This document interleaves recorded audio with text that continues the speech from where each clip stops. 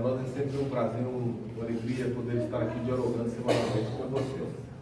Dentro da nossa proposta, havíamos, no início do ano, nos comprometido a falar sobre os 10 princípios. Já avançamos sobre 2 deles. Já falamos do 10º, do 9º, aliás, sobre 3, né? E nós estamos falando sobre o 7º. Então, dentro do 7º princípio, dentro daquela retórica que nós temos utilizado, nós estamos buscando sempre enfatizar esses princípios em 3 planos de observação: linguagem androgônica, cosmogônica e teogônica. Então, quando nós falamos do 10º princípio, falávamos do nosso retorno à essência sagrada. Do 9º princípio, falamos sobre o movimento humanista, e no 8º, falamos sobre as finalidades das reencarnações. Agora estamos falando sobre o planeta Terra e suas dimensões paralelas. Falamos já no primeiro aspecto, que é o entendimento físico-neurônico, ou seja, onde nós entendemos que a dimensão mais densa, que é essa que nós estamos aqui manifestados, que é a dimensão física, onde nós estamos reencarnados, a existência é exclusivamente orgânica. Não estamos preocupados com possibilidades de outras existências em outras dimensões.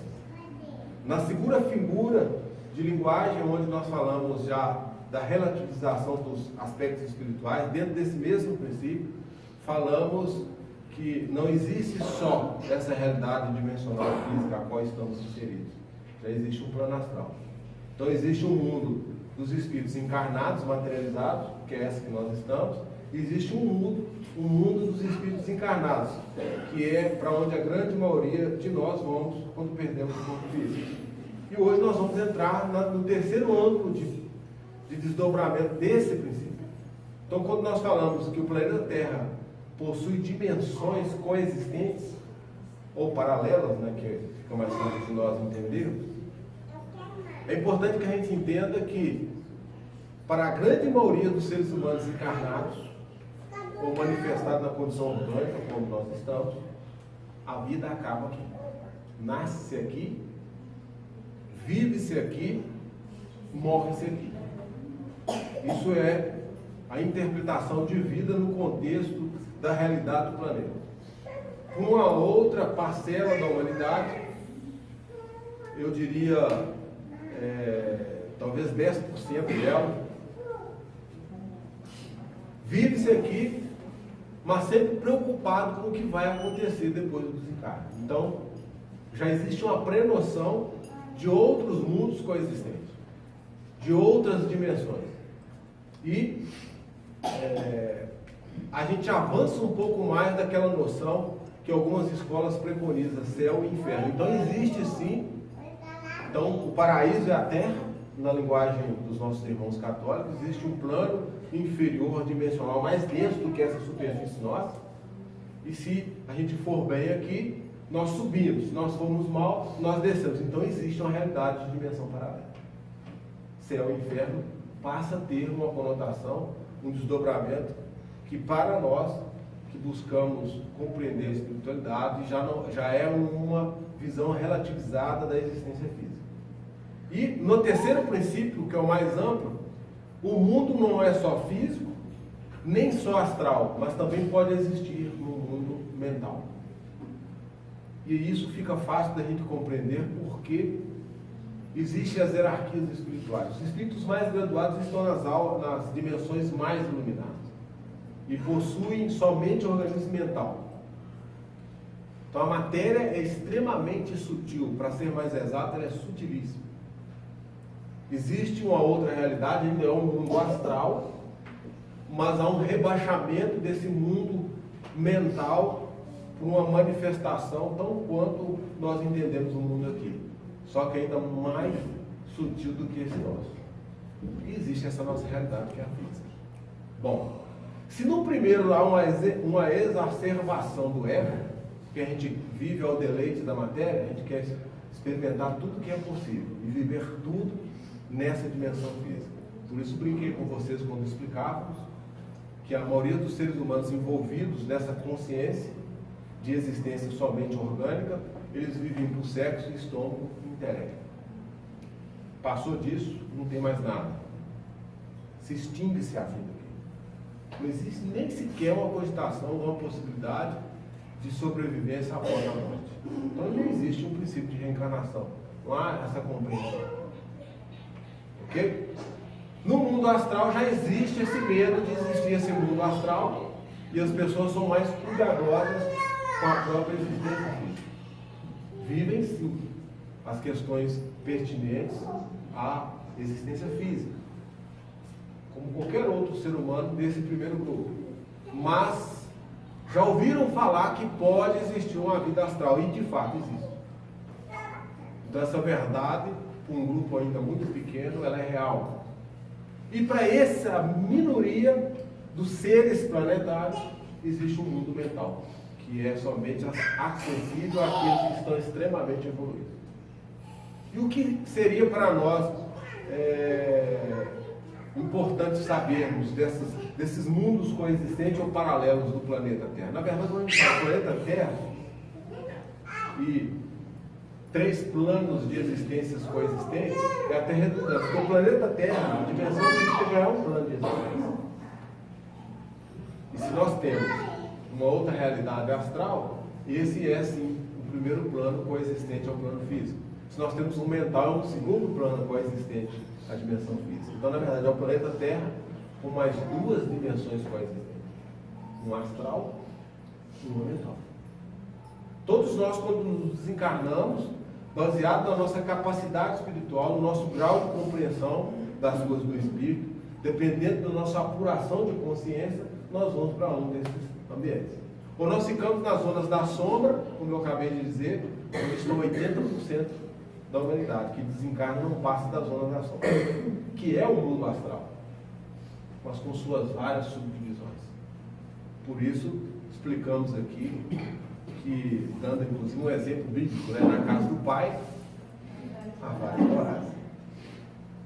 E, na segunda explicação, falamos que o homem, ele deixa de ser somente um homem orgânico, um homem que só se preocupa com o seu próprio egoísmo, para vislumbrar outros aspectos da própria existência física que se traduz na própria existência espiritual. E aí é muito importante que vocês compreendam os conceitos que eu vou falar agora. Aí vai ficar fácil de nós compreendermos as dimensões coexistentes. Nós vivíamos num mundo antimatéria, num mundo onde não existia essa realidade natural. Como já falamos aqui, alguns chamam de Jardim do Éden, que é o paraíso. Nós fomos expulsos de lá. Para nós da Umbanda, esse Jardim do Éden, esse reino espiritual superior, nós chamamos de reino virginal, onde há somente puro espírito. Puro espírito.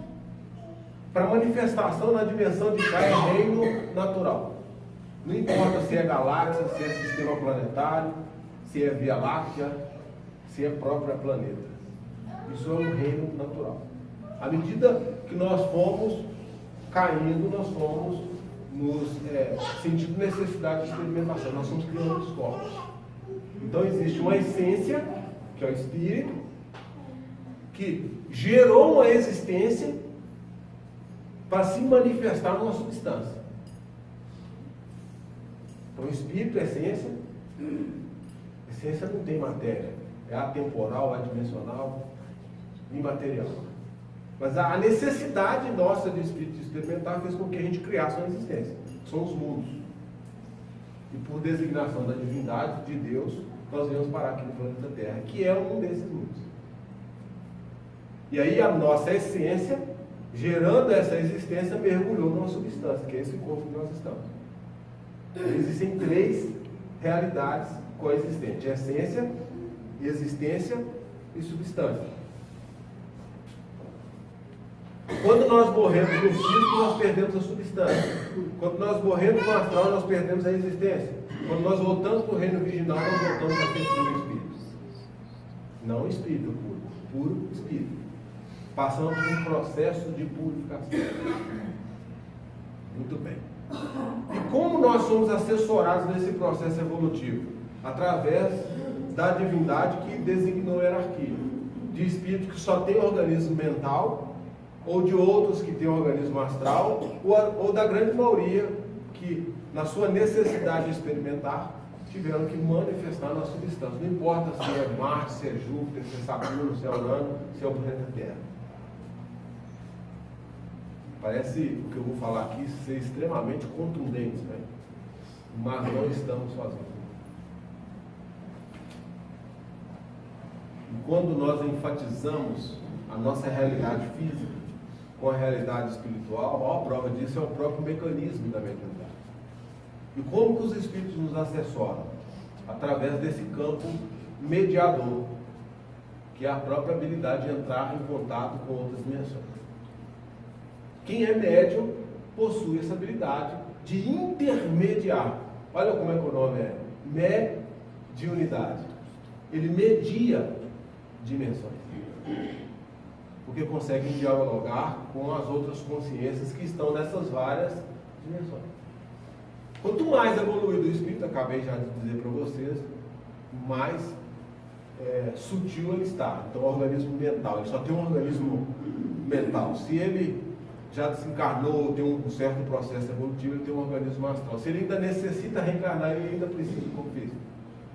Aí vai ter que passar pelas experimentações como nós estamos passando. Se a gente depurar tudo que precisamos depurar aqui, nós deixamos essa existência física e voltamos para uma dimensão astral.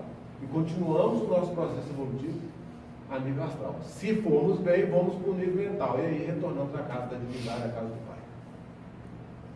Não, Marastão, então o negócio é mais sério que é. Por isso precisamos nos esforçar muito. E quem são esses ancestrais que estão conosco aqui, sempre a nos auxiliar? São esses espíritos que alguns ainda necessitam de reencarnar. Mas a grande maioria deles, principalmente de obreiros para cima, né, que é o 3º grau até o 7º, que é o mais expressivo, já não precisam reencarnar mais. Ou eles só têm corpo astral ou só têm organismo mental. Ah, mas então os orixás só têm organismo mental? Não. Os orixás, eles estão no campo que a gente chama de corpo original, que é o corpo mediador entre o reino virginal e o reino da existência. Eles estão no limite da dimensão entre o mundo de cá e o mundo de lá. Por isso são senhores da luz. São seres extremamente luminosos. Mas possuem toda uma hierarquia sob o comando deles. E essa hierarquia são esses que nós chamamos de orixás menores, guias ou protetores. Alguns desses se apresentam também na mediunidade. Se o médio é bom, não é o meu caso. Né? Se o médio está num grau, eu diria, bacana, é um desses espíritos que já está com o corpo astral bem apurado, renasce na Terra e já traz algumas habilidades mediúnicas, mas por simpatia atrai alguns desses ancestrais. E aí esses ancestrais passam a conduzi-lo no processo mediúnico, no processo evolutivo. E quase sempre eles vêm vinculados, né, a um trabalho coletivo. Por isso é importante, quando eu dei aquela dica a vocês, de ouvirem lá os nossos vídeos falando sobre as reencarnações. Porque lá a gente vem explicando com mais detalhe cada uma das reencarnações, desde as probatórias, né, que não tem escolha, são colocadas na matéria à força, como aquelas que já são evolutivas, que já conseguem decidir alguma coisa como vão ser aqui, ou aqueles que vêm em missão sacrificial ou até mesmo missionárias, né? Missionárias ou sacrificiais. Bom, algumas escolas defendem a ideia que todos são médios.